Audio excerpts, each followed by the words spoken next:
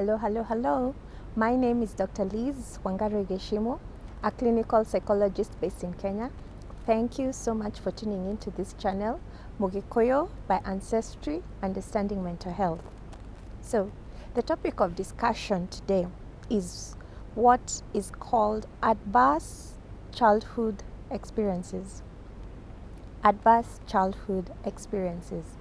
So, we're going to discuss what it is and how it affects us, and finally, what or how do we go about addressing the things that are referred to as adverse childhood experiences and how they've impacted our lives. Before I begin, I would want to begin by saying, in no way is this discussion about blaming more so parents or caregivers. And as we begin the discussion, you will see why it's important to start the discussion by giving that disclaimer. One thing, there's a mystic called Hafiz, and there's something he said that I have used as a mantra for my life. Blame perpetuates the sad game. Whenever we gain knowledge or an understanding about something that happened to us, and it was as a result of people who were in our lives, the tendency or the first reaction is to want to assign blame. And it's natural to do that because, of course, it's important to put things into perspective. If somebody has caused you harm, it doesn't help to take on or to try and blame yourself for something that is not your fault. It's important to put things in perspective and assign responsibility to whoever is responsible for harming you or causing you harm. However, you do not want to get stuck in that cycle because nothing productive comes out of that. So, while yes, when we are talking, or the discussion we're going to have today, adverse childhood experience, basically trying to understand what are some of the things that are responsible for maybe the way we behave right now as adults, right? And in our childhood, right? As we try to make sense of what some of these things that happened and how they harm us or continue to impact us today, let's remember that while we will gain perspective, it's not about putting blame and getting stuck there. Rather, it's about gaining understanding so that we can be able to move on.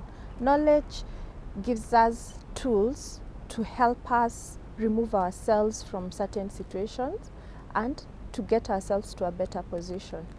As it's commonly said these days, when you know better, you do better. So, with that brief introduction, let's talk about adverse childhood experiences. What is it? Now, there is an institution called Kaiser Permanente in the United States that collaborated with the CDC, that's Center for Disease Control, between the years of 1995 to 1997, and the goal was to do a study so that they can understand how our early childhood life impacts on us as adults. And these institutions, especially the Kaiser Permanente, is a consortium of physicians. And in the course of most of these physicians' work as doctors, they found out that a lot of the patients who were coming to them with various kinds of conditions, they had similarities as far as their childhood was concerned. And so therefore they decided to carry out a study so that they can be able to see or to understand if some of the things that happens to us when we are developing in our childhood, can predict or can explain some of the issues that come up in us. And therefore that's why they carried out the adverse childhood experiences study, commonly referred to as the ACE. Now, the tool they used, and you can Google this, it's called the ACE IQ, and it has 13 questions or 13 parts, and what they found from their study is that in the population, because this was carried out in the US, 64% of the population scored 1 or scored 1 point as far as those 13 points that they were seeking to see or to measure for adverse childhood experiences. 64% of the population scored 1 point. Okay, and depending on the various demographics, because America is it has very many diverse groups, right? So you have the Native Americans, you have the Black Americans, you have the Asian community, you have the white community, right? And in these diverse groups, they found that regardless of these diverse groups, most of the people in the population have experiences some challenging or some difficult events during their childhood, and that affects or has an impact on their adulthood, be it in manifestation of physical illnesses, mental illnesses, and as well as even addiction. And the more or the higher one's score is, the higher the severity of conditions that come up during adulthood. So what do I mean by adverse childhood experiences?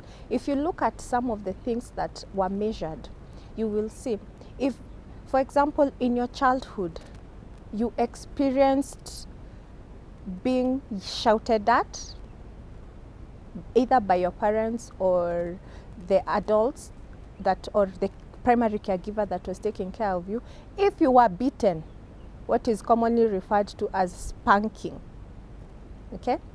If you experienced a loss of a primary caregiver or your parent, a significant loss, if, say, something happened to your caregiver, which therefore will also affect how they parent you. For example, they experienced a job loss, okay? Or also maybe your parents separated while you were still a child.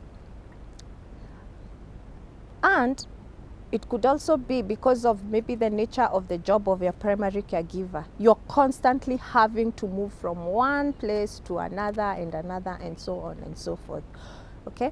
You can find out, or you can go to your whatever search engine you use. If you use Google, DuckDuckGo, whichever it is that is, just key in ACE IQ test, right? ACE IQ test, and it will pop up the questionnaire so that you can get to see the specific questions that were asked.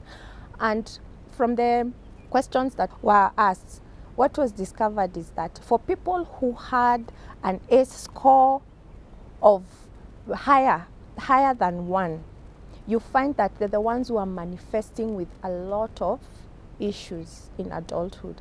If a score of 6 onwards, likelihood of you even having an addiction was very high. A score of even 1, manifesting, issues, what do you call it? What the doctors normally talk about as non-communicable diseases. These are the hypertensions, the diabetes, and things like that, right? If, depending on your score, your ACE score, then manifesting these illnesses was likely very high.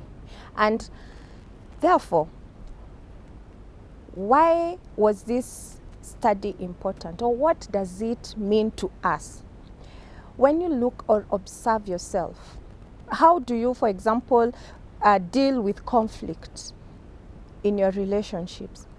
How do you deal, for example, when you're put under so much pressure and stress? How do you deal or cope with that? When you look at even the relationships you formed, can you say you've managed to maintain a relationship for a long period of time? Or if you observe the patterns of how you connect or relate with people, you will see that, there's nothing, you can't count or can't say you've been able to maintain a relationship for a prolonged period of time. This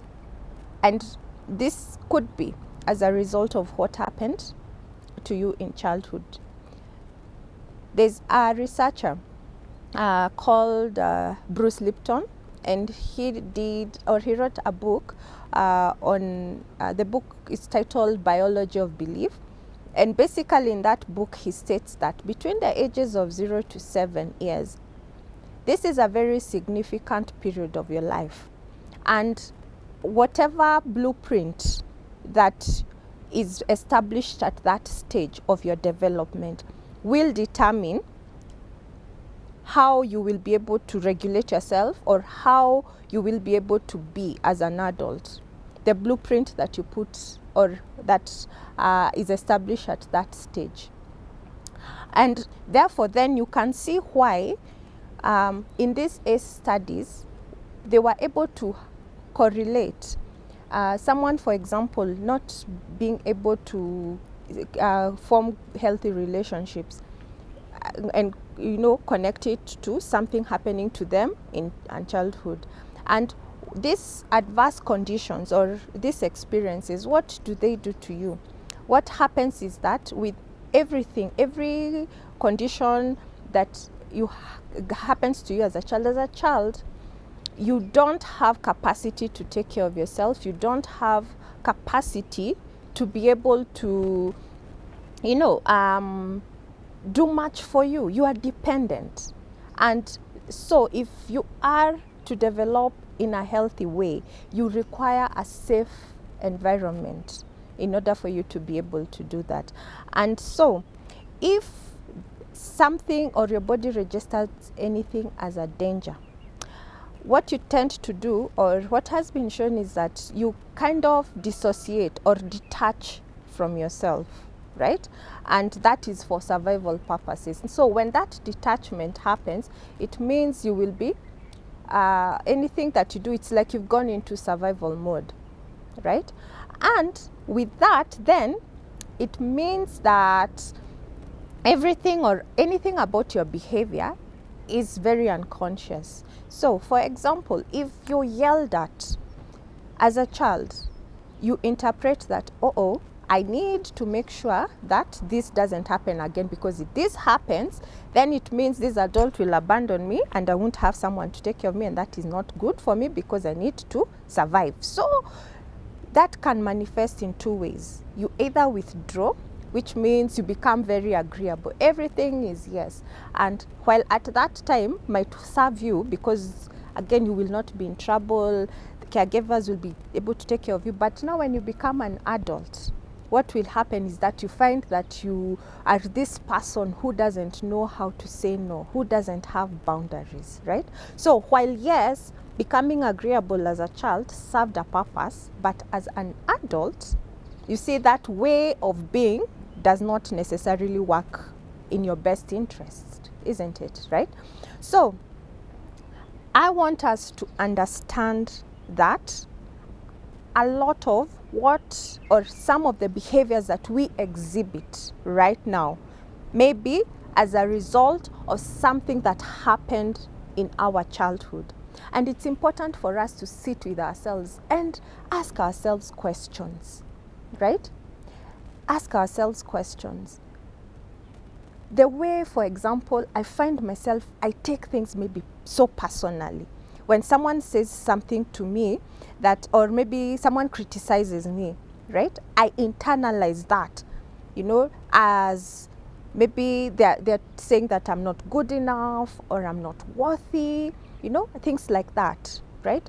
Ask yourself, where is that coming from? Why is it the first thing that, or the first place I go to, right? Or if you're in a relationship, and because if you're in a relationship, relationships, by the way, are what actually wake us up to a lot of underlying issues that we might not be conscious about, right? So if you're in a relationship and you happen to be in a conflict, and the tendency is one to withdraw, ask yourself, why is that the first thing I do, right? Because, well, if you withdraw and then maybe later on, after you've calmed down, you come back and revisit and, address whatever it is that caused the conflict, that is fine. But if you tend to be the kind of person who withdraws and writes people off and shuts people off, right, then we have a problem, because you can't keep pushing people away. We need people. We are wired for connections. We need to form healthy and good relationships. And healthy relationships does not mean you won't have conflict. It doesn't mean that you will always see things eye to eye. It doesn't mean that you won't have moments where you have fights with each other. But an individual that is well regulated, you're supposed to come back and address why is it that, where was this disagreement, right? Can we agree to disagree, right? Can we rise above this, right? But if you're not able to do that, it means that for the most part you will always be isolated. And again, we know from studies that isolation is not a good thing. Okay, so as I conclude this video, right, yes, I want us to know that what happens to us, and more specifically if we experienced adverse conditions, if we experienced traumatic situations growing up, it does have an impact on us as adults. However, since we can't go back to that child and change the things that happened, with this knowledge, then we can be able to have or take a look at ourselves and see, am I operating with a blueprint that I acquired to survive a situation where I could not control for much, I could not be able to take care of myself? And if so, right now that I'm an adult, do I still need to operate from some of these things that are internalized, or some of these coping mechanisms that I picked up at childhood? Are they serving me now? Or are they destroying my life? Are they pushing people away? Are they working against me? And therefore, do I need to address them? Food for thought. Thank you so much for listening.